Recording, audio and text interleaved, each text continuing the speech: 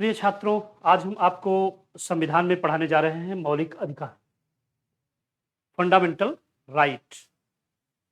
संविधान का भाग 3 मौलिक अधिकारों के बारे में पूरी तरह से चर्चा करता है कि आखिर हमारे संविधान ने जनता के सर्वांगीण विकास के लिए किस प्रकार से और कितने मौलिक अधिकारों की व्यवस्था की। मौलिक अधिकार का मतलब होता है मूलभूत अधिकार, जिसे एक व्यक्ति होने के नाते, एक मनुष्य होने के नाते देश के नागरिक को मिलना अति आवश्यक है। अगर ये मौलिक अधिकार जनता को, नागरिकों को प्रदान न किए जाएं, तो उनका विकास सर्वांगीण रूप से होना असंभव है। तब वे एक तरह से गुलाम बनकर रह जाएंगे, किसी स्वतंत्र देश के स्वतंत्र नागरिक नहीं रह जाएंगे। इसलिए मौलिक अधिकार जो नागरिकों के, मनुष्यों के नैसर्गिक अधिकार होते हैं, प्राकृतिक अधिकार होते हैं, अर्थात ये प्राकृतिक अधिकार उसके सर्वांगीण विकास के लिए, एक मनुष्य के रूप में उसके सर्वांगीण विकास के लिए होने आवश्यक हो, इन्हें कहा गया है मौलिक अधिकार। हमारे संविधान सभा के महान विद्वान लोगों ने इसके बारे में विचार विमर्श किया। देश की जनता को जब तक उसका मौलिक अधिकार न दे दिया जाए, इसका कोई अर्थ नहीं रह जाएगा वह देश का नागरिक है भी कि नहीं, इसका अर्थ नहीं रह जाएगा वह एक मनुष्य है भी कि नहीं। इसलिए अपने देश की जनता, देश के मनुष्यों के सर्वांगीण विकास के लिए संविधान सभा ने इस पर बेहतरीन ढंग से विचार विमर्श किया और संविधान के भाग 3 में फंडामेंटल राइट यानी मौलिक अधिकारों की व्यवस्था की। ये मौलिक अधिकार वर्तमान में 6 है। मौलिक अधिकारों की संख्या वर्तमान में कितनी है? 6। ये मौलिक अधिकार जो 6 हैं, ये कहां से कहां तक विस्तृत है, इसको भी यहां लिखना जरूरी है। आप लिख सकते हैं ये मौलिक अधिकार वास्तव में 12 से लेकर, यानी वास्तव में 11 तक आपने देखा था नागरिकता, पिछले क्लास में पढ़ाई है नागरिकता, तो 12 से लेकर ये 35 तक इनकी विधिवत चर्चा की गई है। अनुच्छेद 12 से 35 तक आप इन्हें इन्वर्टेड कॉमा में ऐसे बंद कर सकते हैं जी। अब जरा देख लीजिए, ये 12 से 35 तक जो है संविधान में मौलिक अधिकारों की चर्चा की गई है और ये 12 से 35 तक जो मौलिक अधिकार दिए गए, इनकी संख्या वर्तमान में 6 है। वर्तमान में 12 से यानी अनुच्छेद 12 से अनुच्छेद 35 तक जो मौलिक अधिकारों का वर्णन किया गया, इनकी संख्या वास्तव में 6 है। संविधान लागू होने के समय यह संख्या वास्तव में 6 ही नहीं थी, एक और थी 7। लेकिन समय के साथ ये आवश्यक समझा गया कि उस मौलिक अधिकार को संविधान के मौलिक अधिकारों की श्रेणी से बाहर कर दिया जाए, क्योंकि उसे देने से तमाम कठिनाइयां आ रही थी। तो वर्तमान में जरा जो 6 मौलिक अधिकार हैं उन्हें देख लें, फिर हम उसे भी बता देते हैं। एक एक कर हम लोग फिर सब पर चर्चा कर लेते हैं। जैसे देख लीजिए, मौलिक अधिकार जो 12 से 35 तक दिए गए हैं, उनमें समानता का अधिकार पहला मौलिक अधिकार है और समानता के मौलिक अधिकार की चर्चा अनुच्छेद 14 से अनुच्छेद 18 तक की गई है। 14 से 18 तक।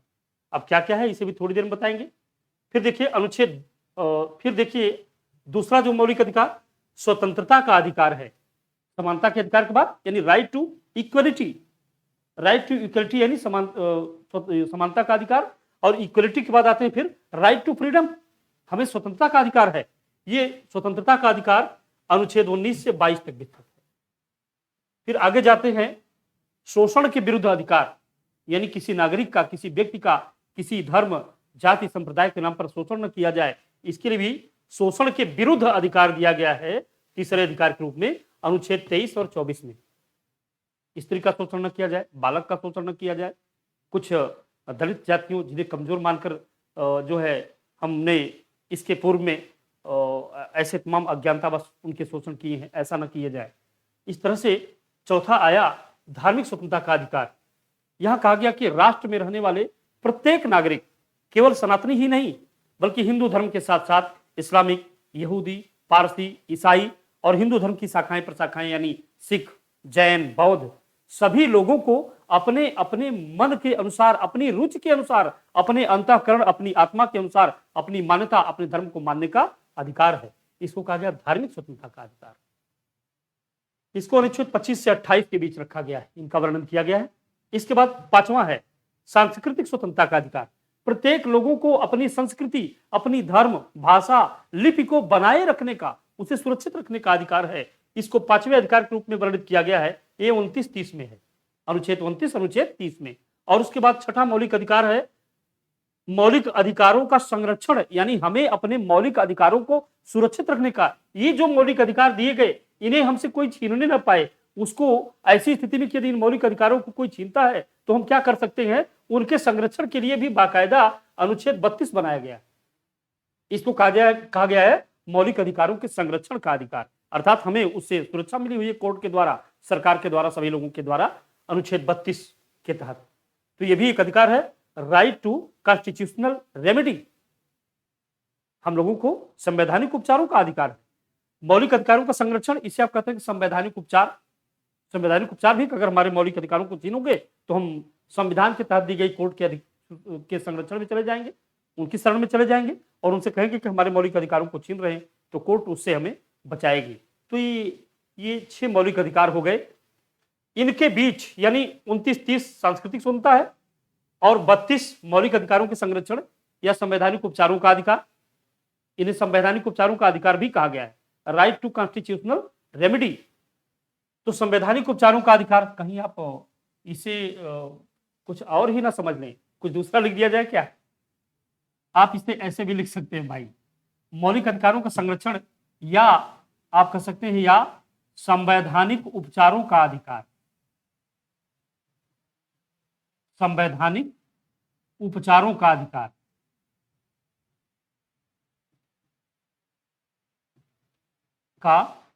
अधिकार अब तो मैं समझता हूं कि ये हरगिज गड़बड़ा नहीं सकता है ना।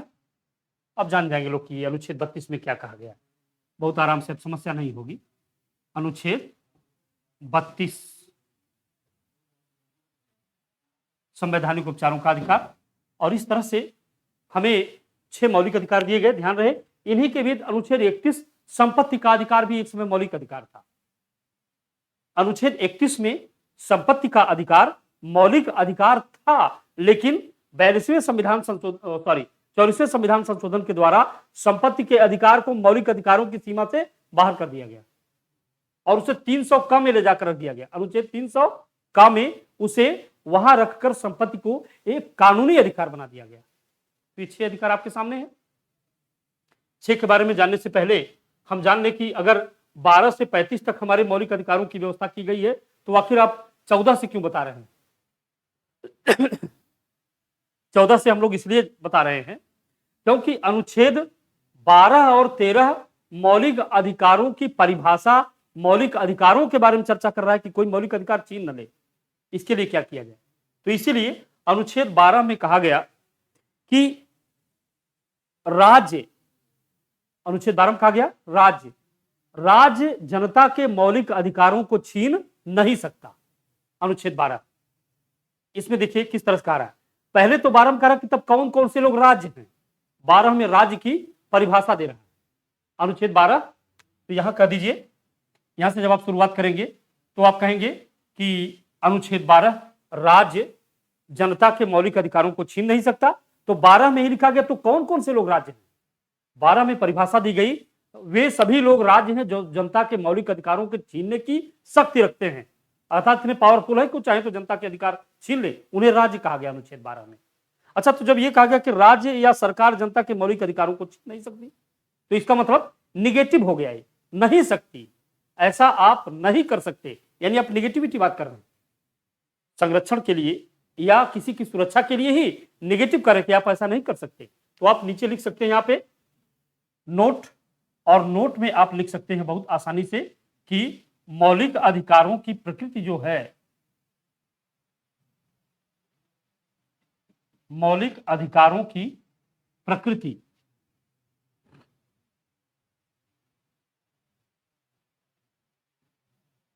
जो है वह नकारात्मक है।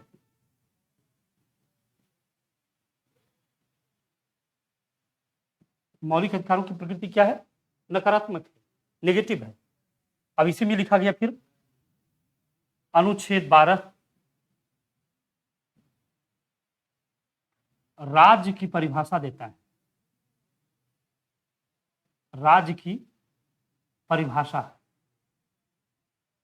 अनुच्छेद 12 राज्य की परिभाषा देता है और उसमें कहता है कि यदि मान लीजिए कि कोई शक्तिशाली व्यक्ति, कोई शक्तिशाली ग्रुप, सरकार, संसद, विधानसभाएं, वे चाहे तो कानून बनाकर राज्य ये जनता के अधिकारों को छीन सकती है। इसका मतलब वे लोग भी राज्य हैं। तो राज्य की परिभाषा इसमें कहा गया कि इसके अनुसार संसद, राज्य विधानसभाएं, राज्य की विधानसभाएं,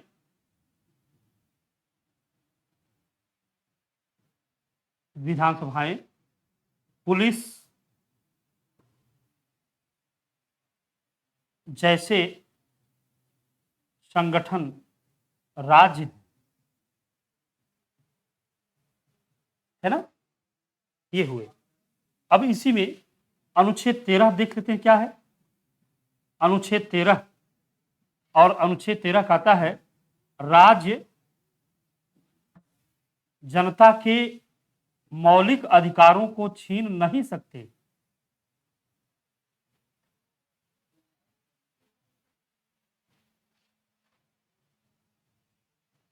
छीन नहीं सकते।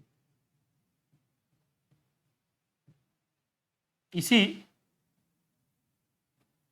13 के पैरा 2 में कहा गया यदि वे ऐसा कोई कानून बनाते हैं, यानी छीनने वाला कानून बनाते हैं, तो वह शून्य होगा।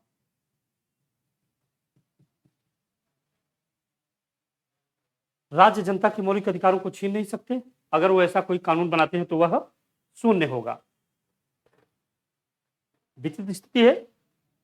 इसी पर मामला बवाल हुआ था, झगड़ा हुआ था। हम उसे आपको लास्ट में बता देंगे। आज पहले हम लोग इस पर जान लेते हैं। ये जो मौलिक अधिकार की बात आती है, इसमें से चलिए पहले उसी को देख लेते हैं। राज्य जनता के मौलिक अधिकारों को छीन सकते हैं, इसीलिए कहा गया वो शून्य होंगे, ऐसा वो कर नहीं सकते। ठीक, तो इसमें सबसे पहले हम लोग ये देख लेते हैं कि आखिरकार क्या क्या विवाद हुआ था इस मामले को लेकर के। इस मामले को लेकर कुछ न कुछ विवाद हुआ था, क्योंकि 12-13 में ये सारी चीजें बताई गई हैं। तो हम लोग जरा इनके देख लेने के तुरंत बाद ये जान लेते हैं कि आखिर विवाद क्या क्या हुआ था। तो पहला देख लेते हैं अनुच्छेद 14 से 18, यानी समानता का अधिकार। अब 13 में तो हम लोगों ने जान लिया, 14 से पढ़ना शुरू। तो पहला है, हम लोग इसे आज पढ़ेंगे, समानता का अधिकार।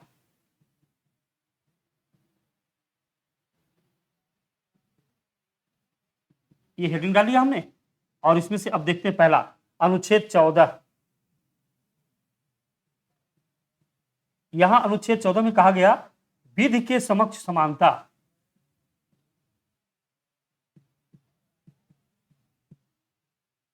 विधि के समक्ष समानता।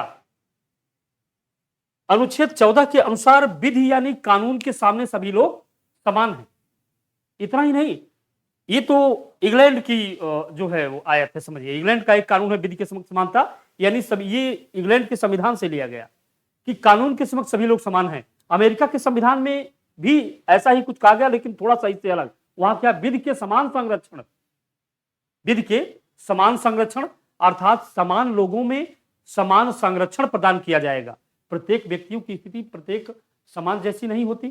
कोई मिनिस्टर है, न्यायाधीश है, या कोई आम नागरिक है, संत महात्मा है, ऐसे तमाम लोग हैं।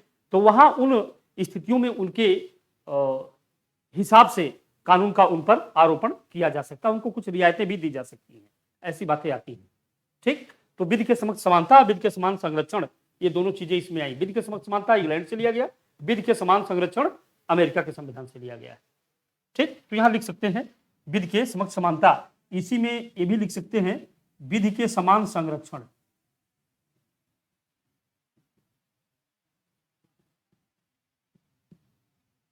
ये चैप्टर बहुत बड़ा है छात्रों, इसलिए ध्यान से पढ़िए इसको।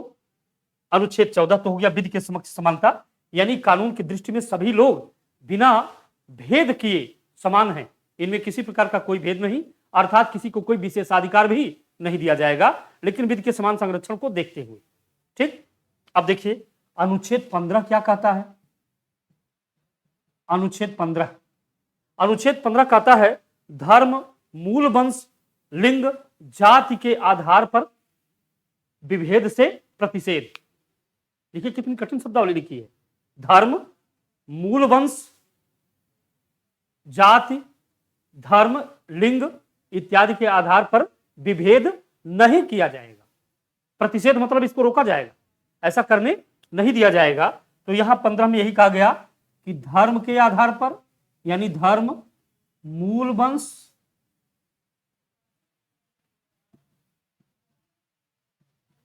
लिंग, जाति के आधार पर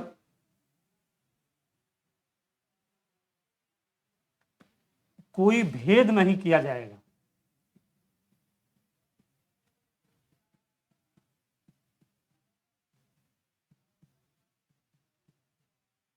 ठीक, धर्म, मूल वंश, जाति के आधार पर कोई भेद नहीं किया जाएगा। लेकिन इसमें एक बात आई, इसमें समस्या पहले संविधान संशोधन के द्वारा ही आई। पंडित नेहरू की सरकार ने पहला संविधान संशोधन किया तो उन्होंने देखा कि तमाम शेड्यूल ट्राइब, शेड्यूल कास्ट के लोग अत्यंत गरीब हैं। अगर एकदम से समानता की बात कर दी जाए तो यहां समस्या उत्पन्न हो जाएगी। उनके आर्थिक हितों की, उनके सामाजिक हितों का संरक्षण आवश्यक है। इसीलिए यहां एक समस्या है कि धर्म, मूल वंश, लिंग, जाति के आधार पर विभेद से प्रतिषेध, या तो कोई भेद नहीं किया जाएगा कहा गया। लेकिन तब इसमें पहले संविधान संशोधन द्वारा लिखा गया परंतु एससी एसटी अर्थात शेड्यूल कास्ट, शेड्यूल ट्राइब लोगों को उनकी आर्थिक स्थिति, सामाजिक स्थिति को देखते हुए विभेद किया जा सकेगा। इसी में आरक्षण की बात आई है ना। तो इसमें 15 में ही आया गया, किंतु 15 के अनुसार एससी एसटी के मामले छोड़कर, एससी एसटी के मामले छोड़कर कहा गया कि विभेद यहां किया जा सकेगा। भाई 15 अनुच्छेद 15 में कहा गया कोई विभेद नहीं होगा। लेकिन अब स्त्रियों की बात आ जाए, बालकों की बात आ जाए, एससी एसटी की बात आ जाए, तो ऐसी स्थिति में कहा गया यहां विभेद किया जा सकेगा। इसी आधार पर उनके आरक्षण की बात आई कि उनको आरक्षण दिया जा सकेगा। ठीक, यहां तक क्लियर हो गया। इसके बाद आता है अनुच्छेद 16, लोक नियोजन में अवसर की समानता। तो इसके लिए हमें ये मिटाना पड़ेगा, कम से कम तभी हम लोग आगे कुछ लिख सकेंगे। चलिए हम मिटा देते हैं। यहां तक आपने देख लिया, लिख लिया होगा, स्क्रीनशॉट ले लिया होगा कुछ भी। तो अब हम लोग इसके आगे 16 से देख लेते हैं कि वहां क्या कहा गया। अनुच्छेद 16,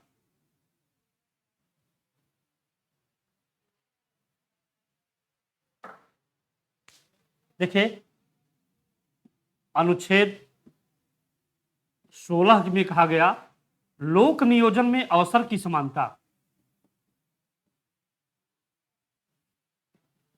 लोक नियोजन में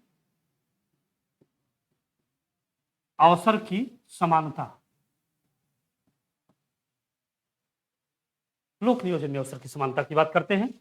अर्थात सरकारी नौकरियों में, लोक नियोजन मतलब यही हुआ, सरकारी नौकरियों में सबको समान अवसर दिया जाएगा, ऐसा कहा गया। लेकिन इसी संविधान संशोधन द्वारा, यानी पहले द्वारा ही इसमें व्यवस्था की गई, परंतु एससी एसटी इत्यादि को लोक नियोजन में जो है कुछ अधिक अवसर दिए जा सकेंगे या उनके लिए आरक्षण दिया जा सकेगा। तो यहां कहा गया समानता, किंतु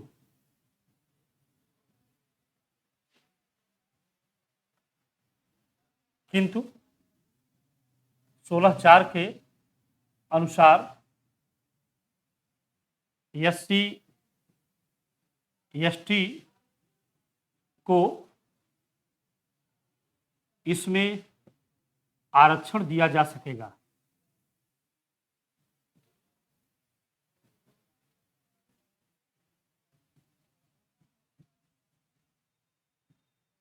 SC ST को इसमें आरक्षण दिया जा सकेगा। 16(4) में यह कह दिया गया, क्योंकि उनके लिए आवश्यक भी था। किसी भी समय विकास की प्रक्रिया में या किसी भी प्रक्रिया में सारे लोग एक साथ नहीं दौड़ पाते, कुछ जरूर पीछे छूट जाते हैं, कुछ आगे बढ़ जाते हैं। इसलिए किसी एक समग्र राष्ट्र या सर्वांगीण विकास करने वाले राष्ट्र के लिए यह आवश्यक है सामाजिक न्याय कि वहां पीछे छूट चुके लोगों को भी अपने साथ लिया जाए। अगर वो पीछे छूट गए तो उनको कुछ ऐसा संरक्षण दिया जाए जिससे वो आपके साथ आ जाए और आप सभी लोग साथ साथ गमन करें, उनको भी अधिकार मिले। इस तरह से ऐसा 16(4) में किया गया है ना। हाँ, फिल्मों में भी कहा गया कि ये हुस्न के मुसाफिर मुझको भी साथ ले ले रे, हम रह गए अकेले, है ना। तो वह ऐसी स्थिति ना आ जाए कि पता चले कुछ लोग बहुत आगे निकल जाए, कुछ लोग बहुत पीछे हो जाए। इसलिए आवश्यक है कि ऐसे वर्ग या जाति धर्म संप्रदाय के लोग जो पीछे छूट चुके हों, ऐसे लोगों को अपने साथ लेने के लिए इस लोक नियोजन में अवसर की समानता में थोड़ा ढील देकर के उन्हें भी कुछ अधिक अवसर देकर अपने साथ ले लिया जाए। इसके लिए संविधान में लोक नियोजन में अवसर की समानता में ढील देते हुए 16(4) SC ST के लिए आरक्षण यानी रिजर्वेशन की बात करता है। ठीक। अनुच्छेद 17, यहां देखिए SC ST आरक्षण 15(4), सॉरी, यहां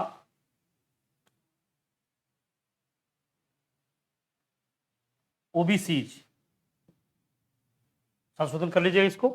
ओबीसी के आरक्षण की बात की गई, अर्थात वे भी समाज के पिछड़े तबके के लोग थे और सरकारी नौकरियों में उनका कोई अभी विशेष प्रतिनिधित्व तो नहीं था, यो उसमें भागीदारी कम थी, उनको भी दे दिया गया। तो 15(4) 16(4) ये दोनों चीजें समाज के दबे कुचले पिछड़े वर्गों को अपने साथ लेने के लिए ऐसा किया गया। लेकिन 17वां कहा गया अस्पृश्यता कांड। देखिए, अस्पृश्यता समाज में एक लंबे समय तक चली आ रही बहुत कोड़ खाद जैसी चीज हो गई थी। मनुष्य में इतना भेद हो गया था, हालांकि उसमें कुछ परिस्थितियों को छोड़ दिया जाए तो तमाम ऐसी परिस्थितियां एक समान चीजों में घर कर गई थी, अर्थात एक दूसरे से स्पर्श दोष का भेद हो गया था। इसके लिए कहा गया अनुच्छेद 17 में अस्पृश्यता यानी छुआछूत का अंत।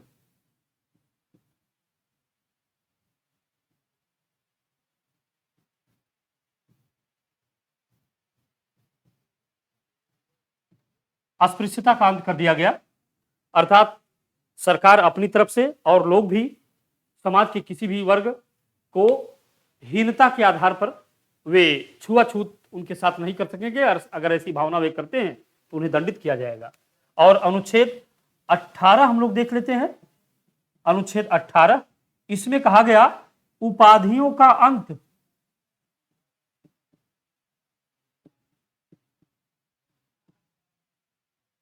उपाधियों का अंत,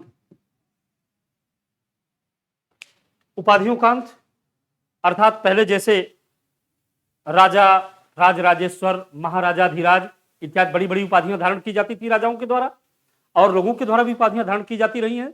यहां कहा गया इन उपाधियों के धारण करने से समाज के एक वर्ग तबके को इंफीरियरिटी कॉम्प्लेक्स अर्थात इंफीरियरिटी कमतर होने की हीन दशा जैसी स्थितियां आ रही हैं। इसलिए अब प्रत्येक लोग अपने नाम के आगे राजराजेश्वर, महाराजाधिराज, चक्रवर्ती सम्राट जैसी उपाधियां धारण नहीं कर पाएंगे। लेकिन इसमें कहा गया परंतु सेना, विद्या जैसे क्षेत्रों में दी गई उपाधियां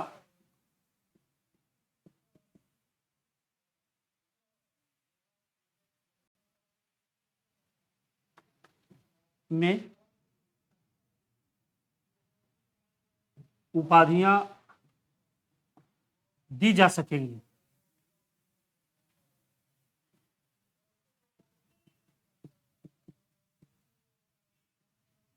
यहां कहा कि उपाधियों का अंत, लेकिन सेना, विद्या जैसे क्षेत्रों में ऐसी उपाधियां दी जा सकेंगी, अर्थात सेना संबंधित उपाधियां हुई जैसे परमवीर चक्र, वीर चक्र जैसी उपाधियां, शौर्य चक्र इत्यादि उपाधियां दी जाएंगी।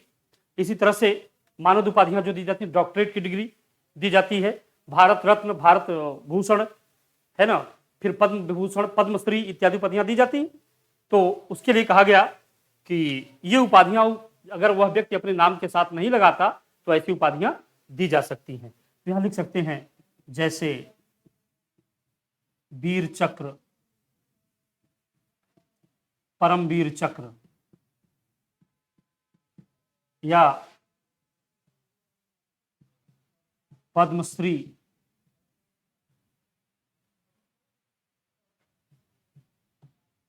पद्म भूषण,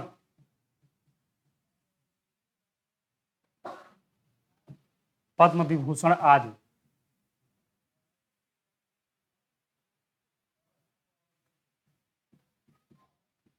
पद्म विभूषण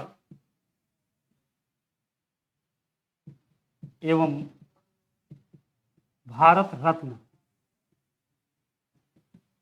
आदि उपाधियां दी जा सकेंगी। मेधावी छात्रों को डॉक्टरेट डिग्री इत्यादि दी जा सकेगी।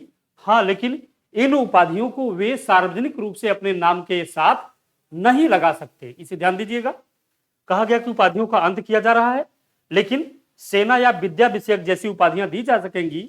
और ये जो सेना विद्या जैसी उपाधियां जो दी जा रही हैं, इसमें है वीर चक्र, परमवीर चक्र, और विद्या विषयों में पद्मश्री, पद्म भूषण, पद्म विभूषण, भारत रत्न, ये उपाधियां दी जा सकेंगी। लेकिन इन उपाधियों को वे सार्वजनिक रूप से अपने नाम के साथ जोड़कर नहीं लगा सकेंगे। तो ये हुआ आज आपके सामने ये वाला अधिकार, समानता का अधिकार 14 से 18। और अब दूसरे में देखते हैं स्वतंत्रता का अधिकार। और नेक्स्ट क्लास में जब हम आपको पढ़ाने आएंगे तो इसमें हम लोग अब स्वतंत्रता के अधिकार यानी 19 से 22 तक के बारे में चर्चा करेंगे। ये अधिकार थोड़े बड़े हैं, इन्हें अच्छे ढंग से समझना जानना बहुत जरूरी है। इन्हें कई बार पढ़ा जाए, कई बार सुना जाए तो ये ज्यादा अच्छी तरह से कंठस्थ होते हैं। डियर स्टूडेंट, हम एक चीज आपको बताना अवश्य यहाँ आवश्यक समझेंगे कि पॉलिटी में यह विषय एक ऐसा स्थान लेता है कि यदि हम पॉलिटी के फंडामेंटल राइट और डायरेक्टिव प्रिंसिपल ऑफ स्टेट यानी मौलिक अधिकार और राज्य के नीति निर्देशक तत्वों को पढ़ लेते हैं तो हम समझिए 60% संविधान की चीजों को कवर कर ले रहे हैं। 60%।